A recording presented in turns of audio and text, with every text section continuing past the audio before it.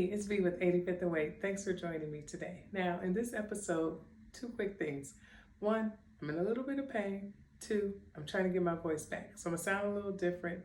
It may be moving a little bit slower. However, wanted to get this out to you all.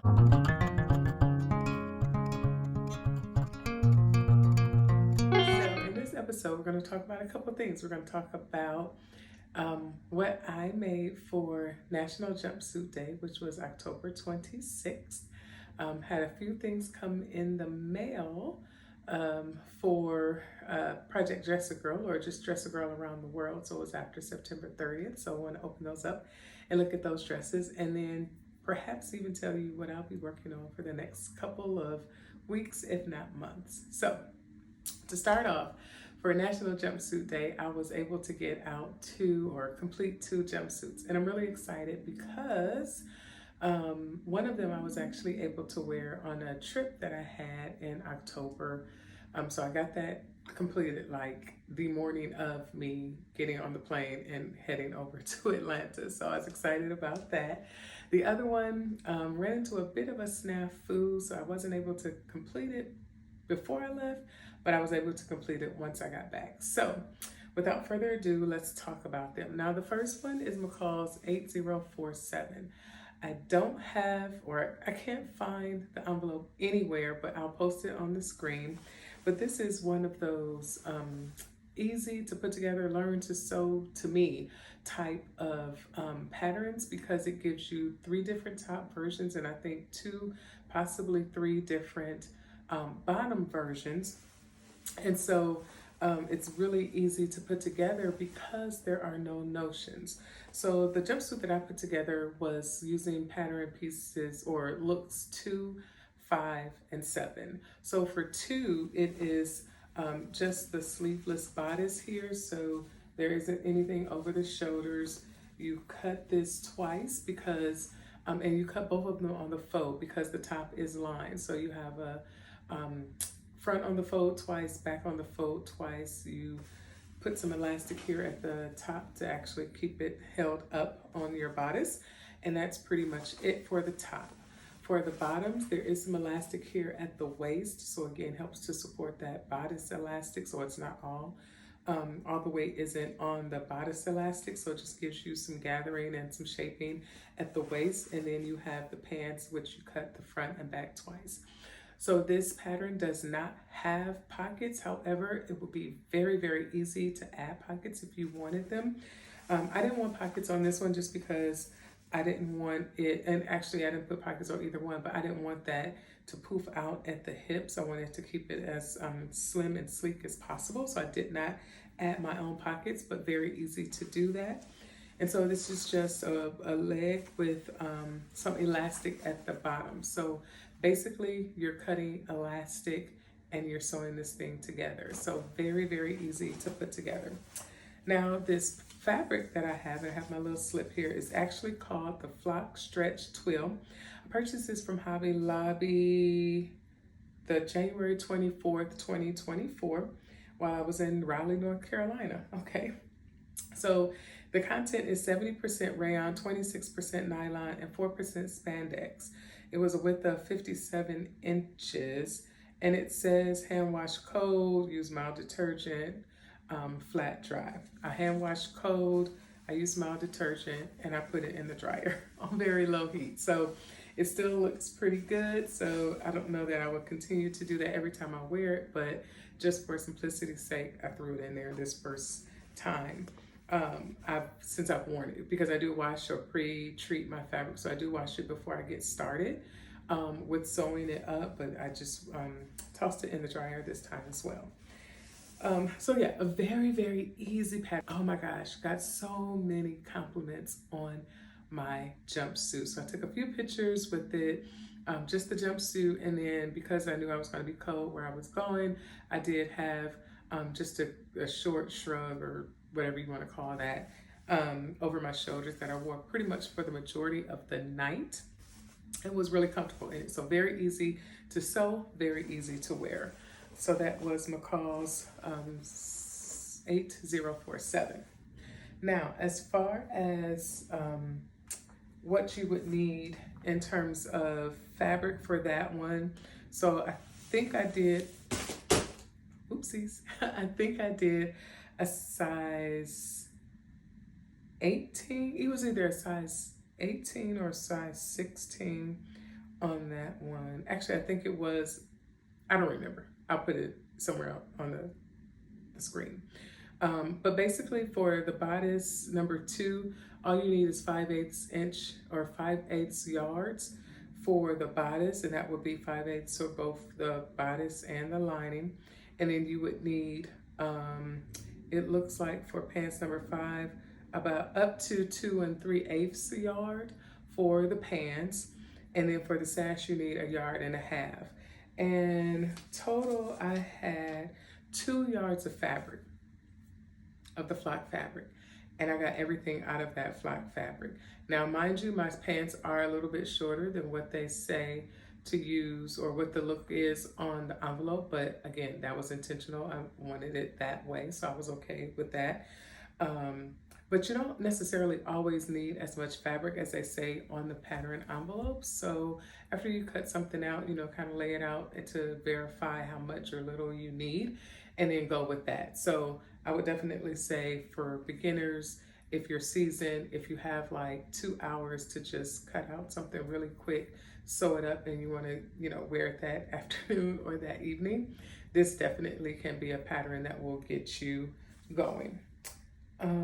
As far as the fabric itself, so of those 2 yards, it was $3 a yard, so a total of $6. The lining that I used, I want to say I got that from maybe one of those mystery boxes that I had, because I don't recall buying this on its own. So I think it was from a mystery box. And again, that was about 5/8 yards of fabric. So very easy to put together. It doesn't require a lot. Oh, and then here is the sash. So I just used the same main fabric for the sash. Now, I will say with my sashes or with belts, when it comes to the fabric that I use, whatever size I would cut out, I would normally use the longest size for the belts, because sometimes it just doesn't seem like it's as long when I cut it out based on the size of the pattern that I'm cutting out to wear. So I always go with the longest, and depending on how much fabric is left, if it's just, you know, another couple of inches or so, I'll just do the full length of whatever it is, because I can always shorten it. It doesn't necessarily look great when you try to lengthen something that's already cut out. You have, you know, additional seam lines that just doesn't look sleek. So with that, I did use the longest or largest size for the sash itself. But that was, again, pretty easy. No notions, no elastic or anything like that in the sash or the belt. Okay, so moving on to the second jumpsuit that I made is Butterick 6826. This is a woman's pattern. So in this one, I did make the smallest size, which is a 18W, and this takes about, at a 45-inch fabric, which is what I was using. It was actually more like 43, 44 inches. It takes about 4 1/8 yards of fabric, and I would say that was pretty much correct. It may have been just a little less. And then you do need some interfacing for that, for this one. If you use all the pattern pieces. I did not use all the pattern pieces. I did not use the facing. So, and I did a lot of modifying for this one as well. So for this one, I actually used an Ankara fabric, and I honestly don't remember where I got this from. I don't know. I don't think it was one that I had my sister brought back for me from Ghana. It could have been one when I went to Colorado in 2023 that I picked up. Honestly, I can't remember, but this is the one that I wasn't able to finish before I left, and it was the one I really, really wanted to wear, but you know, there'll be other activities. So for this one, yeah, looks nothing like the pattern envelope, and that was intentional. So on the pattern envelope, you see that it has an overlay for both the dress and the jumpsuit, so I omitted that. I kept the sleeves pretty much how they came. I don't believe I shortened those at all for view B. But then obviously for the legs of view B, I 100% changed that. So I did add some elastic there. So it doesn't, again, look like the envelope. Also, I forget where the notions and things are on this here. I think the zipper is in the back, or the opening is in the back originally. Instead, I just inputted a invisible zipper. So I just added that to the jumpsuit itself. And it's more convenient, obviously, that way when you're wearing a jumpsuit to just zip it in the front as opposed to on the side, and definitely in the back. So you can get in and out of it without minimal to no help. And I have to say, this is probably one of the best invisible zippers I have put in my journey of sewing. So I'm really excited about that. I didn't use a black zipper. I think it was a 22-inch. I couldn't find a 24-inch. I would have rather had a 24-inch, but this is the only one I could find, so it was what I used. But basically, it's just a one-piece jumpsuit, so there is no seam line at the waist. I wanted to, again, have a very clean look there. Here are the sleeves. So they, to me, they look a little shorter than what's on the pattern envelope. So yeah, I may have cut it a little shorter in that regard. But all in all, again, another very easy pattern hack that I made. Again, I was on a time crunch. So I just said, what could I use? I really wanted to make this, not necessarily for this trip, but it was one that I had an inspiration video or a photo for. So I wanted to make this one, and this was the perfect occasion for that to happen. So all one bodysuit. So you cut the front twice, you cut the back on the fold, two sleeves, and and that's it. You're done. I did not use the facings, which would have been here at the top around the neckline. So instead, I did use some bias tape to finish off the neckline there, which again works very well for me, and added the elastic at the bottom. So this is my version of Butterick 6826. So excited to wear that. So we're gonna find some place to wear this out to now. So those are the two jumpsuits that I was able to make for National Jumpsuit, Boiler Suit, Overall, Coverall Day that we celebrate across the world. Hopefully you had a chance to participate too. If not, there's always next year. October 26th is the date. We usually do that for a month-long challenge so that you can create something new and then everyone reveal it on Instagram or over here on YouTube. So the second thing is that I received some packages in the mail. So hold one second, let me grab the one that fell on the floor. Okay, so I did receive some happy mail earlier in the month of October, and it was from two different folks. So this first one is out of Pelion, South Carolina. So South Carolina. So thank you to Debbie out of South Carolina.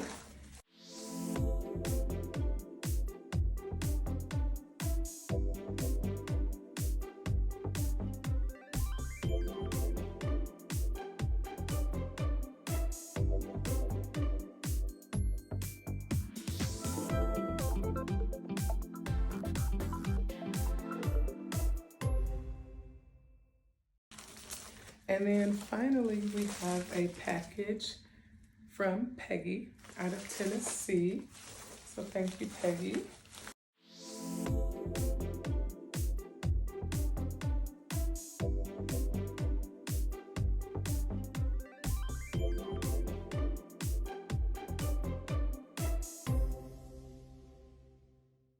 Really appreciate it. If you have dresses or you're sewing throughout the year, by all means, please feel free to send them to myself or other ambassadors across the U.S. and across the world. Many of the ambassadors will accept dresses throughout the year.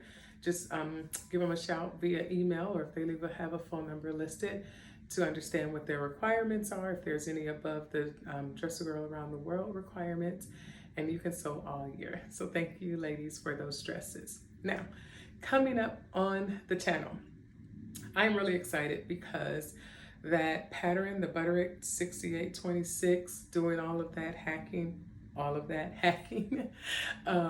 for me really helped to springboard into my next project. So I had cut out this pattern probably this time last year, and really wanted to get this thing sewn up, and then just life happened and didn't get around to it. Well, I'm excited because I actually started a jacket pattern. Actually, it's right here. Let's see. It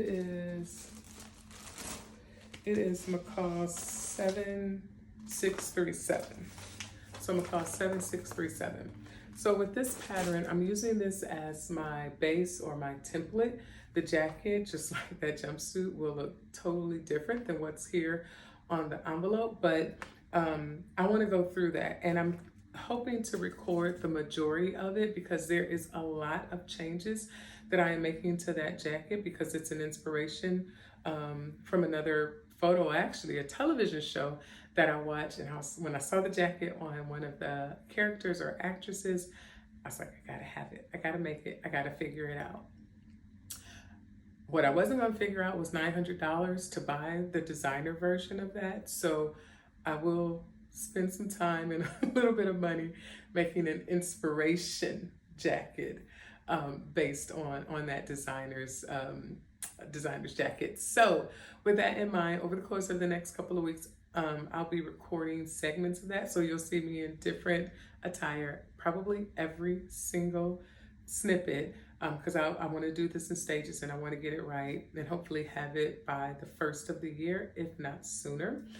So that's one of the jackets. And then also I bought some material, a couple pieces of fabric specifically for coats. Yeah, I guess I could say a coat, not necessarily a jacket, but it's not like a winter coat. It's just more like a dress coat, not necessarily a trench either. You'll see when I get to it, but I do want to hammer those out because I have a lot of coat and jacket patterns, a lot of coat and jacket pattern fabric pairings. I've not made one in forever, in 100 years. So I'm looking to get to undertake that as well. So I'm gonna start with this jacket because there's a lot of tweaking that I'm doing there, and then start on the coats themselves. So stay tuned. I'll talk more about that in my next episode, as well as I am still working on my maroon and gold wardrobe, if you will. I have a couple pieces that I've completed, so I want to make sure I get you a proper review for those as well, and then continue on with some of that fabric that I bought from Girl Charlie in 2 different segments that has been sitting around forever. So with that, let me know if you made a jumpsuit for National Jumpsuit Day, or some overalls, or a boiler suit, or a coverall. Let me know what you made. Also, let me know if you've done any major tweaking or hacking lately on any of the patterns that you're working on. And then if you're ready for fall, I'm in Tennessee. It's still 79 degrees. You can probably see the sun kind of casting different shadows and bright spots all over me right now. So I am certainly loving this end of October into early November. I'm like, fall, you just gonna have to stay on hold for a little while longer because we are still summer living it up down here, and I am here for it. But if you've transitioned your sewing into fall with the anticipation that it will eventually come, let me know what you're working on. I'd love to hear and see what you're doing. And if you're on Instagram, you can follow me over there as well, 85th and Wade. Thank you so much for joining me on this sewing journey, and I'll talk to you next time. Bye.